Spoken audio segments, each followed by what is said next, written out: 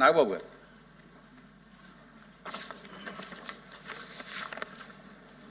ధన్యవాదాలు అధ్యక్ష. Opposition party ఎల్వైపీ గారికి, ఇక్కడున్న మినిస్టర్స్, గౌరవ హోమ్ మినిస్టర్ గారు అందరికీ కూడా కృతజ్ఞతలు. అధ్యక్ష, డిలేడ్ జస్టిస్ ఇవాళ మనకున్న డేటా ప్రకారం భారతదేశంలో 3,30,00,000 కేసులు ఇంకా పెండింగ్లో ఉన్నాయి. ఆంధ్రప్రదేశ్లోనే 1,00,000కు పైగా కేసులు పెండింగ్లో ఉన్నాయి. డిస్ట్రిక్ట్ కోర్ట్స్లో, సబార్డినేట్ కోర్ట్స్లో 75% కేసులు సంవత్సరానికి పైగా, అలాగే 30% కేసులు 3 ఏళ్లకు పైగా సాగుతూనే ఉన్నాయి. దీన్ని కేవలం mere డేటా కింద మనం చూడలేము అధ్యక్ష. ఎందుకంటే ఏ వ్యక్తి తప్పు చేయకపోయినా అన్యాయంగా కేసులు పెట్టబడి తనకి న్యాయం చేయమని కోర్టు మెట్లు ఎక్కినప్పుడు అతనికి సరైన సమయానికి న్యాయం అందించలేకపోతే అతన్ని మనం విక్టిమైజ్ చేస్తున్నాడు. అందుకే దీని మీద మనం దృష్టి పెట్టాల్సిన అవసరం ఉంది.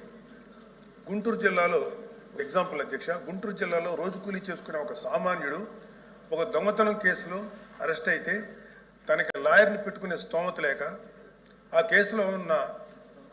కేసులో కోర్టులో 6 సంవత్సరాల పాటు జైల్లో ఉండాల్సి వచ్చింది. చివరికి అతను ఏ తప్పు చేయలేదని కోర్టు తీర్పిచ్చింది. సో ఈ 6 సంవత్సరాలు మనం అతనికి ఎలా కాంపెన్సేట్ చేయగలుగుతాం అధ్యక్ష? దీనికి తోడు పొలిటికల్ వెండెట్టాతో పెట్టే కేసులు, ఇది కేవలం ఒక పార్టీకి కన్ఫైన్ చేయట్లేదు అధ్యక్ష. రాజకీయ కక్షతో మన జ్యుడిషియల్ సిస్టమ్ని అధికారంలో ఉన్న కొంతమంది వాళ్ళ కన్వీనియన్స్ కోసం వాడుకుంటే లాని వెపనైజ్ చేస్తే చాలామంది నిర్దోషులకి వాళ్ళ కెరీర్లో ఒక బ్లాక్ మార్క్గా మిగిలిపోతుంది. ఉద్యోగాలు, ప్రభుత్వ ఉద్యోగాలు అప్లై చేసుకోలేరు. ప్రైవేట్ సంస్థల్లో ఉద్యోగాలు అప్లై చేస్తే బ్యాక్గ్రౌండ్ చెక్లో ఫెయిల్ అయిపోతున్నారు. పాస్పోర్ట్ సీజ్ చేసినప్పుడు పాస్పోర్ట్లు కనుక సీజ్ చేసే పరిస్థితుల్లో అక్కడ కూడా వాళ్ళని హోల్డ్లో పెట్టేస్తారు. అలాగే సీజ్ అయిన పాస్పోర్ట్ ల్యాప్స్ అయ్యి విదేశాల్లోకి వెళ్లాల్సిన వాళ్ళు కానీ, వాళ్ళ తల్లిదండ్రులని, వాళ్ళ పెద్దవాళ్ళని కొన్ని ట్రీట్మెంట్స్ కోసం విదేశాలు తీసుకెళ్లవలసిన వాళ్ళు కానీ వాళ్ళ పాస్పోర్ట్ సీజ్ చేయడం వల్ల చాలా ఇబ్బందులు పడుతున్నారు అధ్యక్ష. వీళ్ళకి జరిగే నష్టాన్ని మనం కాంపెన్సేట్ చేయలేం. Just because they are political involved we cannot make them scapegoats. ఇలాంటి ఫ్యాబ్రికేటెడ్ కేసుల వల్ల చాలా సమస్యలు ఉన్నాయి అధ్యక్ష. ఇలాంటి ఫ్యాబ్రికేటెడ్ కేసెస్ వల్ల జెన్యూన్గా విచారించాల్సిన కేసెస్కి ప్రయారిటీ ఇవ్వలేము అధ్యక్ష. న్యాయం కోసం కావాలని అడిగే సామాన్యుడికి మన న్యాయ వ్యవస్థ మీద నమ్మకం లేకుండా చేస్తున్నాం. ప్రజాస్వామ్య వ్యవస్థనే బలహీనపరుస్తున్నట్టు గవర్నెన్స్లో మనకి మోరల్ అథారిటీ లేకుండా పోతుంది. సో అందుకే మనందరం పాలసీ పరంగా ఇలాంటి పొలిటికల్ ఫ్యాబ్రికేటెడ్ కేసుల్ని ఎదుర్కోవాల్సిన అవసరం ఉంది. ఇలాంటి తప్పుడు కేసులు పెరుగుతూ పోతున్నప్పుడు మనం చూస్తూ కూర్చుంటే మనం కేవలం అమాయకులు పనిష్ చేస్తున్నట్టే కాదు అధ్యక్ష, మన న్యాయ వ్యవస్థ తాలూకు శాంక్టిటీని కూడా డిస్ట్రాయ్ చేస్తున్నట్టు. So we have to take responsibility as lawmakers, leaders and representatives to ensure that justice not delayed, justice not denied and justice misused. అందుకే ప్రతి పొలిటికల్ సెన్సిటివ్ కేసు మీద ఎటువంటి పక్షపాతం లేకుండా ఇండిపెండెంట్ రివ్యూ జరిపి ఆ తాలూకు కేసుల మీద ఇంటెంట్ మీద త్వరగా డెసిషన్ తీసుకోవాలి అధ్యక్ష. న్యాయ వ్యవస్థ త్వరగా పనిచేయడానికి జ్యుడిషియల్ వేకెన్సీస్ని ఫిల్ చేయడంలోనూ ఫాస్ట్ ట్రాక్ మెకానిజంని క్రియేట్ చేయడంలోనూ సమగ్ర దృష్టి పెట్టాల్సిన అవసరం ఉంది అధ్యక్ష. ఇవి ఏవి కూడా లగ్జరీస్ కాదు, నెసెసిటీస్ అధ్యక్ష. So what I want to end with a powerful quote by doctor B R Ambedkar. However good a constitution may be, it is sure to turn out bad because those who are called to work, it happened to be a bad law. మన రాజ్యాంగం ఎంత గొప్పదే అయినప్పటికీ దాన్ని అమలు చేసే నాయకులు సరిగ్గా లేకపోతే గొప్ప రాజ్యాంగానికి విలువ లేకుండా పోతుంది అధ్యక్ష. Let us not be that bad lot. Let us be the generation of lawmakers who stood up and made justice. Not just a word inscribed in our constitution, but a living reality for every citizen of Andhra Pradesh. Adhyaksha, thank you very much. మంత్రి గారు, sir signatories కాదు.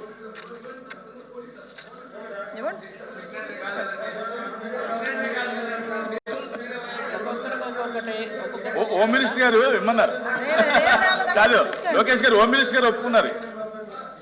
1 minute.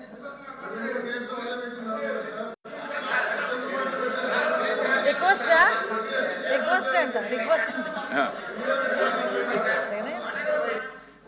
Yesaratnam గారు చెప్పండి. యేసరత్నం గారు చెప్పండి. మీరు సూటిగా మీ ప్రశ్న. అధ్యక్ష, గౌరవ సభ్యులు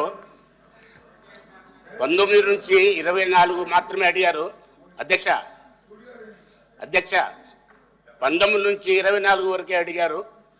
అధ్యక్ష, నేను కోరుకుంటున్నాను ఏంటంటే ఇప్పటి వరకు యాజ్ ఆన్ టుడే ఈ రోజు వరకు రాష్ట్రంలో ఇలాంటి ఫాల్స్ కేసులు ఎక్కడెక్కడ ఎన్ని రిపోర్ట్ అవుతున్నాయి.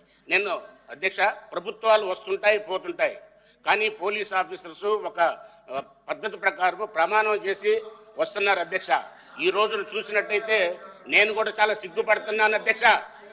పాత సిస్టమ్ అధ్యక్ష, పాత సిస్టమ్ చూశాను.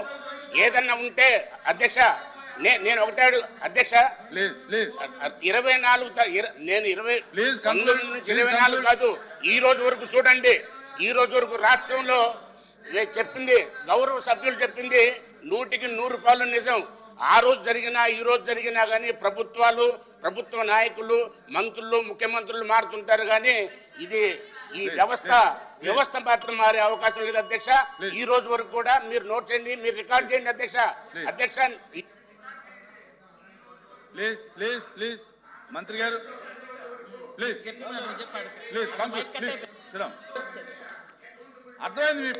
అర్థమైంది. మీ ప్రశ్న అర్థమైంది. కూర్చోండి. ప్లీజ్ కూర్చోవాలి. మీరు ఈ రోజు వరకు చెప్పమని అడిగారు. మీరు ప్రశ్న అర్థమైంది. కూర్చోండి. అధ్యక్ష ధన్యవాదాలు అధ్యక్ష. మా సోదరులు ఎమ్మెల్సీ గారు ప్లీజ్ మీకు మైక్ కట్ అయింది. కూర్చోండి. మీరు ఏం మాట్లాడిన రికార్డు కాదు సార్. మైక్ కట్ అయింది. కూర్చోండి. ఏంటి సార్ ఎల్ఓపి గారు, ఇది ఎల్ఓపి గారు మీరు అలా రిక్వెస్ట్ చేశారు, ఇచ్చాము. ఏంటిది? ప్లీజ్ హోమ్ మినిస్టర్ గారు కూర్చోవాలి. మీరు అధ్యక్ష క్వశ్చన్ అడుగుతారనుకుంటే లెక్చర్లు ఇస్తారేంటి అధ్యక్ష? Please continue. అధ్యక్ష ధన్యవాదాలు అధ్యక్ష. మరి మా ఎమ్మెల్సీ గారు ప్రీవియస్ పోలీస్ ఆఫీసర్ గారు ఏ తప్పుడు కేసులు ఎవరెవరు పెట్టారంటే అవి కూడా బయటకు తీస్తాంలేండి. ఎవరెవరు ఏ తప్పుడు కేసులు పెట్టారు అవి తర్వాత ఆలోచించుకోవచ్చు. అధ్యక్ష ఒకటి, ఇప్పుడు ఇందాక మన గౌరవ సభ్యులు నాగేంద్ర బాబు గారు అడిగిన క్వశ్చన్ అధ్యక్ష. యాక్చువల్గా అధ్యక్ష మనకి ఇక్కడ చూస్తే అధ్యక్ష లాస్ట్ 9-24 మనం అబ్జర్వ్ చేసుకుంటే మ్యాక్సిమం తప్పుడు కేసులే నమోదైన పరిస్థితి. అవి ఒక పక్క పొలిటికల్ కేసులు అవ్వచ్చు, ఒక పక్క ప్రెస్ వాళ్ళ మీద కేసులు పెట్టడం అవ్వచ్చు, ఆఖరికి సోషల్ మీడియాలో ఒక పోస్ట్ ఫార్వర్డ్ చేసినందుకు సిఐడి ఆఫీస్ నుంచి నోటీసులు ఇచ్చి సిఐడి ఆఫీస్కి పిలిపించుకొని కేసులు పెట్టిన సందర్భాలు కూడా చాలా ఉన్నాయి అధ్యక్ష. ఇలాంటివి దయచేసి వినండి సార్. నేనేమి అబద్ధాలు మాట్లాడట్లా, నేను విషయం చెప్తున్నా సార్. కొన్ని క్వశ్చన్స్ అడిగారు. మీరు కూడా 5 సంవత్సరాలు, లాస్ట్ 5 సంవత్సరాలు మీరు కూడా అధికారంలో ఉన్నారు. ఏ కేసులు ఎలా పెట్టాలి, ఏ కేసు ఇన్వెస్టిగేషన్ స్టేజ్లో ఎలా ఉంటాయి, కోర్టుకు వెళ్ళిన తర్వాత ఎలా ట్రయల్స్లో ఎంత టైం పడుతుందో అవన్నీ కూడా మీకు కూడా తెలుసు. యాజ్ ఆఫ్ నౌ నేను చెప్పేది ఏంటంటే అధ్యక్ష, జెన్యూన్గా ఒక కేసు పెడితే దానికి సంబంధించి కోర్టులో మనం ఫైట్ చేసుకోవటమా, కోర్టులకు మనం ఆశ్రయించడం అన్నది పక్కన పెట్టచ్చు అధ్యక్ష. ఇక్కడ చూస్తే అధ్యక్ష ప్రభుత్వాన్ని క్వశ్చన్ చేసినందుకు, ప్రభుత్వం మీద వ్యతిరేకంగా ఒక పోస్ట్ పెట్టినందుకు, పోస్ట్ పెట్టడమే కాదు ఆ పోస్ట్ ఫార్వర్డ్ చేసినందుకు, అంటే దాని మీద కేసులు పెట్టడమే కాదు, ఎస్పెషల్లీ మహిళలు ఎవరైనా కూడా ఆ ప్రభుత్వాన్ని వ్యతిరేకిస్తే ఏదైనా పోస్ట్ పెడితే గత ప్రభుత్వాన్ని క్యారెక్టర్ అసోసియేషన్ చేసి కూడా సోషల్ మీడియాలో పోస్టులు పెట్టిన సందర్భాలు కూడా ఈ సందర్భంగా గుర్తు చేయాలి అధ్యక్ష. దీంట్లో భాగంగా అధ్యక్ష చాలా మంది మీద కేసులు, అమరావతి రైతులు రాజధాని అమరావతి ఉండాలని చెప్పేసి కోరుకునే నేపథ్యంలో వందలాదిగా కేసులు పెట్టిన నేపథ్యం. దయచేసి ప్లీజ్ సార్, నేను అన్నిటికీ సమాధానం చెప్తా, ఇది నా టైం సార్. ప్లీజ్ క్వశ్చన్ అడిగింది మా వాళ్ళే, మీకు చెప్తున్నాను సార్. అదేవిధంగా అధ్యక్ష ఎస్సీ అట్రాసిటీ కేసులు నా మీద ఎస్సీ అట్రాసిటీ కేసు పెడితే నేను ఇప్పటికీ కూడా కడప కోర్టుకి నేను మాట్లాడమంటున్నానండి. మీరు కాదు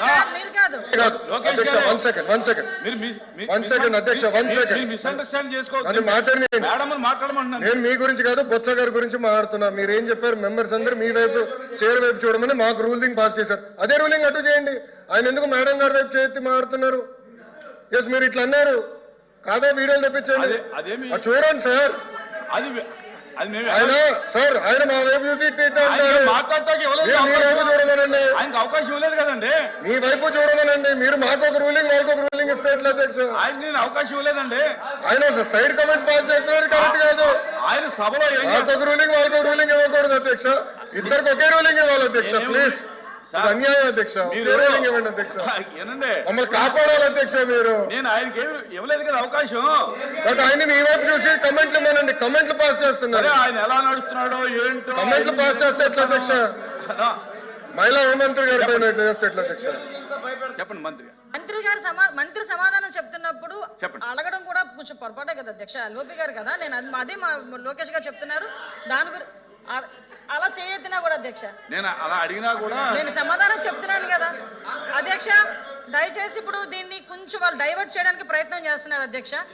డైవర్ట్ చేయలేదు ఉద్దేశం లేకపోతే కామ్గా వినండి, మేము చెప్తున్నాం కదా. ఒకటే చెప్తున్నా అధ్యక్ష, ఈ రోజు అట్రాసిటీ కేసులు అధ్యక్ష, నా మీద కూడా అట్రాసిటీ కేసు అధ్యక్ష.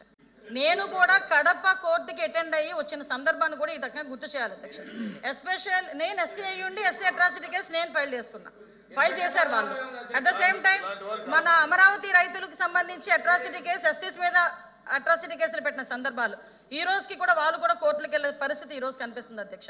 సుమారుగా అధ్యక్ష ఎక్కడైనా ఎక్స్ సీఎం జగన్మోహన్ రెడ్డి గారు బయటకు వెళ్ళాలనుకుంటే మమ్మల్ని హౌస్ అరెస్టులు, ఇలాంటి అరెస్టులే కాదు అధ్యక్ష, ఎక్కడ పడితే ఎక్కడ ఒక పక్క నుంచి టీచర్స్ మీద అరెస్టులు, అంగన్వాడీ వర్కర్స్ బయటకు వస్తే అరెస్టులు, ఆశా వర్కర్లు బయటకు వస్తే అరెస్టులు, ఆఖరికి ఎక్కడైనా మేము యాజిటేషన్ చేయడానికి మేము ఒక నోటీస్ ఇస్తే దానికి మా ఇంటి దగ్గర హౌస్ అరెస్టులు.